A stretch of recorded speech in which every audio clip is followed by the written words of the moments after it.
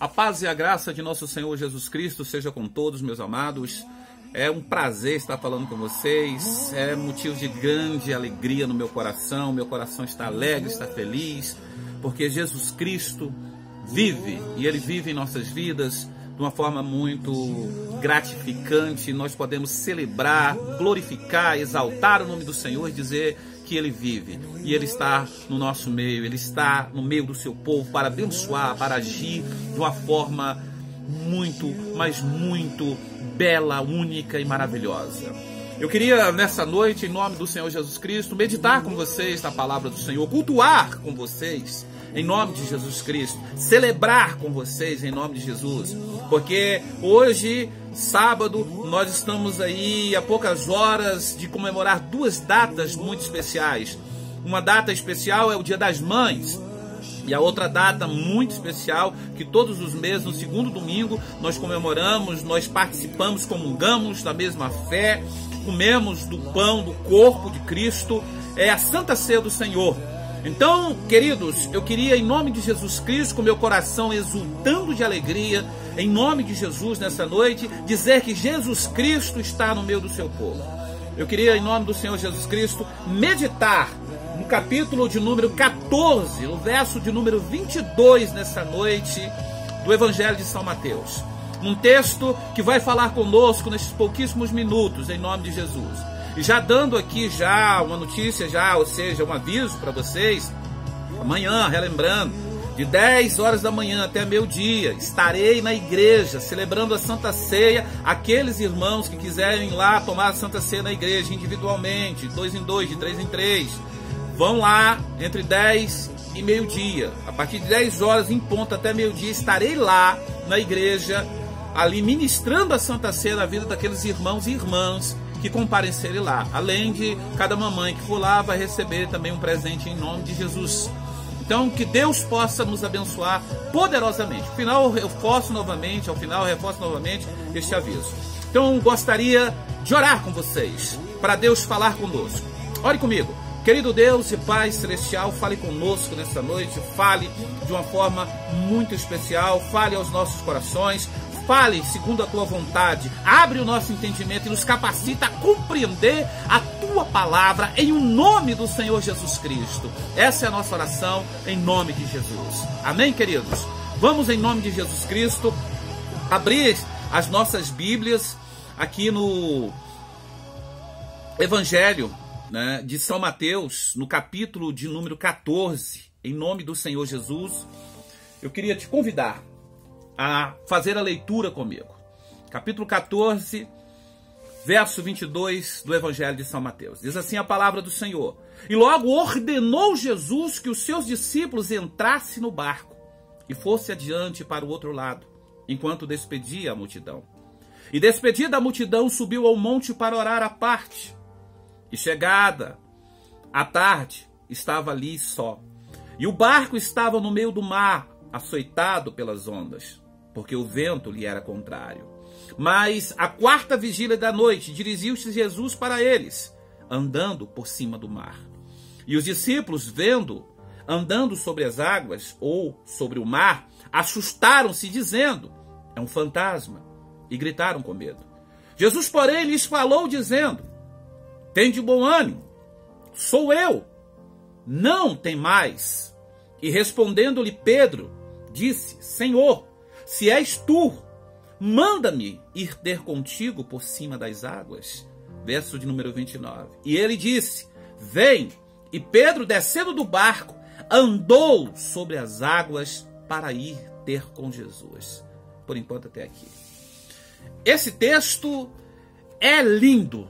É um texto que eu amo, é um texto que me ensina profundamente, é um texto que extrai coisas imprescindíveis para a nossa fé, para que nós aprendamos de uma forma única o que é servir a Deus. E como Deus, Ele habita, mesmo no meio dos açoites da vida, mesmo em meio às dificuldades, Ele habita. Mas ao mesmo tempo esse texto também nos ensina que nós precisamos, às vezes, ouvir o convite e nos convidar para ver uma contrapartida da parte de Deus. E aqui fala muito sobre obediência. A fé e a obediência, ela está intrinsecamente ligada. Fé e obediência, elas não podem ser separadas. Alguns chegam a dizer que primeiro veio a fé, para depois vir a obediência. Não. Fé e obediência, elas caminham junto, não podem ser separadas de forma nenhuma. E esse texto nos fala sobre isso. Eu queria aqui meditar com vocês um pouco antes desse acontecimento, que Jesus anda sobre as águas e Pedro também anda sobre as águas. O texto sagrado nos diz aqui um pouquinho antes que Jesus Cristo tinha acabado de multiplicar aqueles peixinhos e aqueles pãezinhos, que era um lanche ali de um rapaz, porque ele olhou aquela multidão que estava seguindo ele e observou que ali não havia comida para aquele povo, e eles estavam ali famintos, e ele indaga aos seus discípulos ali como eles alimentariam aquela multidão. Então Filipe diz: Senhor, nem 200 denários seria o suficiente, ou seja, o que é 200 denários para alimentar toda essa multidão? A Bíblia diz que foram alimentados naquele dia, cerca de 5.000 homens, fora as mulheres e crianças. E ainda ao final do milagre que Jesus operou, mesmo diante da incredulidade dos seus discípulos, ele ainda mandou recolher as sobras, que totalizaram 12 cestos, um para cada discípulo, para mostrar que aonde Deus está, há recursos, aonde Deus está, há abundância, aonde Deus está, não nos falta nada, porque Ele supre as nossas necessidades. E temos que entender o que é suprir as necessidades. Porque muitas vezes nós falamos só de prosperidade. E prosperidade não é você ter sobrando. Prosperidade é você ter recurso em Deus. Prosperidade é você ter um Deus que supre. É você ter uma fonte que você pode ir ali em qualquer momento e ela vai estar ali jorrando. Ela não se seca nunca. Isso é prosperidade. Não significa que você vai estar esbanjando por aí. Tem muita gente que acha que prosperidade é: eu ganho 1.000 hoje, amanhã eu vou ganhar 10.000. Eu fazia uma compra de uma cesta, agora eu vou fazer de 10 cestas básicas. Hipoteticamente falando. Então agora eu estou próximo, porque eu comprava 1, agora eu posso comprar 10. De certa forma também é prosperidade, mas a prosperidade que Deus fala é quando você, na realidade, você trabalha, vive só com aquela única cesta, e aquela cesta dá para o mês todo, para toda a sua família, ainda sobra. Isso é prosperidade. Isso é a prosperidade de Deus. É quando você ganha só os 1.000 mesmo ali, ou 100, seja lá quanto for, e não precisa ganhar 10, 20 vezes mais para dizer que aquilo é prosperidade. Na realidade, a prosperidade está em Deus multiplicar, no sentido de não faltar aquele recurso que você tem. É como o recurso lá da viúva, que Elias foi lá, que ela só tinha um punhadinho de farinha e um pouquinho de azeite. Mas com aquele punhadinho, aquele pouquinho, o profeta orou e Deus multiplicou. Enquanto houve fome naquele lugar, não faltou nada para aquela mulher. Ela tinha para suprir as suas necessidades, porque Deus supriu as necessidades dela. E aqui nesse texto, esse texto que nos fala da multiplicação, é justamente isso. Não havia alimento para aquelas pessoas, não havia dinheiro suficiente para comprar, não havia mercado ali para comprar, eles estavam no lugar isolado. Mas havia um jovem que tinha 5 pães e 2 peixinhos. Isto bastava para Jesus. Isto é prosperidade. O pouquinho que você tem, Deus coloca as mãos dele e prospera. Então tem muita gente correndo atrás de ganhar muito, de, ter muito nos seus celeiros, achando que isso é prosperidade. Não, prosperidade é você ter Deus. Porque quando você tem Deus, você tem uma fonte inesgotável. Ela não se seca nunca. E a Bíblia Sagrada aqui nos diz, após Jesus alimentar aquela multidão de 5.000 homens, fora as mulheres e crianças, e ainda sobejar ali 12 cestos, um para cada discípulo, para mostrar a providência de Deus. No verso 22 ele diz, logo ordenou Jesus aos seus discípulos que entrasse no barco e fosse adiante para o outro lado, enquanto despedia a multidão. E despedida a multidão, subiu ao monte para orar. Provavelmente foi agradecer a Deus por aquela bênção. Enquanto verso 23, melhor dizendo, e despedida a multidão, subiu ao monte para orar à parte. E chegada já à tarde, estava ali só, ou seja, Jesus estava ali à tardezinha, só orando. E o barco estava no meio do mar, açoitado pelas ondas, porque o vento lhe era contrário. Verso de número 25. Mas a quarta vigília da noite, dirigiu-se Jesus para eles, andando por cima do mar. A quarta vigília da noite ficava entre 3 horas da manhã e 6 horas da manhã. Era de madrugada. Jesus, porém, verso 27. Jesus, porém, verso 26. E os discípulos vendo andar sobre o mar, assustaram-se, dizendo, é um fantasma, e gritaram com medo. Jesus, porém, lhes falou logo, dizendo, tem de bom ânimo, não tendes medo, sou eu, não tem mais. Aqui Jesus falou. Verso 28, respondeu Pedro e disse, Senhor, se és tu, se de fato é o Senhor, manda-me ir ter contigo por sobre as águas, ou por cima das águas, ou por sobre o mar. Esse é o ponto. E Jesus, imediatamente no verso 29 diz, e ele disse, vem. E Pedro, descendo do barco, andou sobre as águas para ir ter com Jesus. Alguém disse que coragem não é ausência de medo. E de fato, não é. Pedro e os demais discípulos estavam amedrontados, atemorizados, acreditando que era um fantasma. E havia um presságio de que quando alguém no mar, e eles eram pescadores, visse um fantasma, havia um presságio de que todos morreriam. Então imagine só como é que estava o coração daqueles homens, atemorizados. Mas quando Jesus diz, não temais, tende o bom ânimo, sou eu.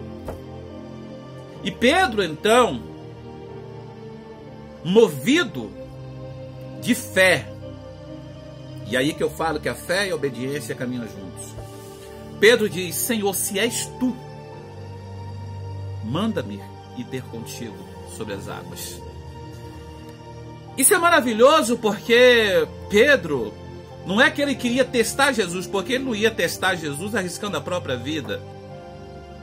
Não que ele não acreditasse que de fato não era Jesus Cristo.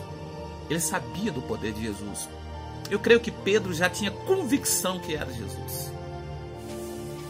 E Jesus, quando Pedro se convida e propõe isso, se és tu, Senhor, manda-me ter contigo sobre as águas.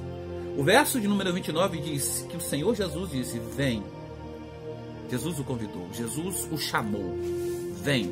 E Pedro, imediatamente, é bem interessante, Pedro imediatamente, descendo do barco, andou sobre as águas para ir ter com Jesus. Ou seja, Pedro, ele teve uma atitude de fé. Ele propôs algo, mas a contrapartida foi o convite de Jesus. Foi a ordem de Jesus. Quando Pedro disse, se és o Senhor, se és tu, manda ir ter contigo. Jesus falou, venha. Eu quero ir sobre as águas, Senhor. Jesus falou, vem, Pedro. Porque se Pedro não tivesse perguntado para Jesus, imediatamente, simplesmente andado, falando, eu posso andar sobre as águas porque eu caminho com o mestre, e saído do barco e pisado nas águas, ele já tinha afundado imediatamente. Mas aqui ele se convida, espera a ordem do Senhor. Em obediência ele vai. Aí, a sequência do texto diz no verso 30, mas sentindo o vento forte, teve medo e começou a ir para o fundo. Clamou dizendo, Senhor, salva-me. Senhor, salva-me. Ele caminhou sobre as águas, foi caminhando. Mas de repente, ele olhou à sua volta, ao seu redor. Ele viu como o mar estava revolto, como as ondas estavam revoltas. E ali então ele temeu, e ele tira os olhos de Jesus. E ele duvida em seu coração. Ele duvidou que ele pudesse continuar caminhando sobre a ordem de Jesus Cristo, conforme a ordem de Cristo. E nesse momento ele começa a afundar. Nesse momento, quando ele tira os olhos do Senhor, ele começa a afundar. Mas o ponto que eu quero aqui fixar é que mesmo quando nós estamos com medo, mesmo quando a nossa fé ela é pequena, mesmo quando a nossa fé ela é vacilante, mesmo quando nós não surpreendemos o Senhor com a nossa fé, como aquele centurião que surpreendeu Jesus Cristo com a sua fé, que Jesus falou: homem, grande é a sua fé. Jesus olhou e disse: nem em Israel encontrei tanta fé. Deus quer ser surpreendido, hipoteticamente falando. Ele quer ser surpreendido pelas nossas atitudes. Pedro, quando eu digo surpreendido, não é que Deus foi pego de surpresa, não é que Cristo foi pego de surpresa. Não, surpreendido no sentido de que é uma ação nossa, uma ação em favor do reino, uma ação em favor da confiança em Deus, e não uma atitude translouca de simplesmente se lançar ao mar sem ter um respaldo da parte de Deus. Mas ali Cristo convidou, quando Pedro se convidou, Cristo ordenou, disse: vem, Pedro. E ele obedeceu e foi. Aí ele começa a afundar quando ele duvida. Aí Jesus fala para ele, presta bem atenção. Verso de número 31. E logo Jesus, estendendo a mão, segurou, depois que ele gritou: Senhor, socorre-me, salva-me. Segurou e disse-lhe: homem de pouca fé, por que duvidaste? Por que nós duvidamos? Por que nós simplesmente não acreditamos? Por que nós simplesmente não confiamos? Por que nós simplesmente não entregamos a nossa vida sem reservas para Deus? Por que nós simplesmente não olhamos para o Senhor e falamos: Senhor, eu confio em Ti? Quantas vezes pronunciamos que confiamos em Deus? E no momento que Ele precisa, que Ele exige uma atitude, não aquela atitude precipitada, mas a atitude que dá continuidade à nossa vida de fé. Porque muitas vezes o difícil não é o primeiro passo. O mais difícil às vezes é a continuidade. É a continuidade. É a caminhada. É como a parábola, né, do semeador que lança a semente à beira do caminho. E ela é sufocada pelos problemas. Sufocada literalmente pelos problemas. Quanta gente tem sido sufocada pelos problemas porque não confia em Deus. Jesus falou: vem, Pedro. Ele se convidou. Ele teve uma atitude tremenda de fé. Ele caminhou, foi caminhando na direção de Jesus. Isso era extraordinário. Mas em dado momento ele olha para as adversidades, como muita gente está olhando agora para as adversidades. Estão amedrontados, desesperados, chorando, gritando. É momento de confiar em Deus. Ontem a pastora Iris, ela falou, e eu achei muito interessante em algo que ela falou, na mensagem que os irmãos ouviram da pastora, que Deus não está, na realidade, mandando um juízo sobre nós, mas Deus está nos dando uma oportunidade de aprendermos algo novo, de termos um contato mais íntimo com Ele, de sair dessa situação, dessa pandemia, mas fortalecidos. Imagine amanhã, dia das mães, você não vai poder abraçar, nós não vamos poder abraçar as mamães. Eu não vou poder dar um abraço na minha mãe. Eu vou passar lá, eu vou lá, mas eu vou de longe, minha mãe. Não vou poder abraçar minha mãe. Quantos de nós não vamos poder amanhã dar um abraço na nossa mãe? Outros não vão poder porque a mãe já partiu para a glória. Mas você pode dar um abraço espiritual. Talvez esses são mais bem-aventurados. Eu chego ao ponto de dizer que nós vivemos um tempo aonde, na realidade, queridos, aquela palavra citada em Apocalipse, que bem-aventurado é aquele, ou são aqueles que desde agora parte para Cristo, essa palavra, ela está valendo e está sendo muito forte nos dias de hoje. Porque aqueles que já partiram, aqueles que já estão com Cristo, eles estão livres de todas essas lutas, de todos esses sofrimentos, estão agora descansando dos seus trabalhos, como diz o escritor de Hebreus, no capítulo 11. E o texto aqui, voltando um pouco aqui no texto, e quando ele, verso 32, quando subiram para o barco, acalmou o vento, então aproximando-se, os que estavam no barco adoraram-no, dizendo: És verdadeiramente o Filho de Deus. E tendo passado para o outro lado, chegaram à terra de Genezaré. Você veja que o verso de número 33 diz: aproximaram-se os que estavam no barco de Jesus, que acabaram de entrar no barco com Pedro, após salvar Pedro.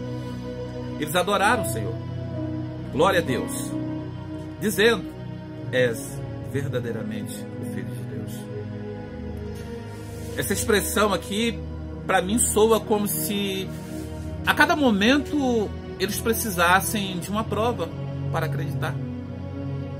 Essa expressão, és verdadeiramente o Filho de Deus, após um milagre extraordinário, eles tinham acabado de ver o milagre da multiplicação dos pães.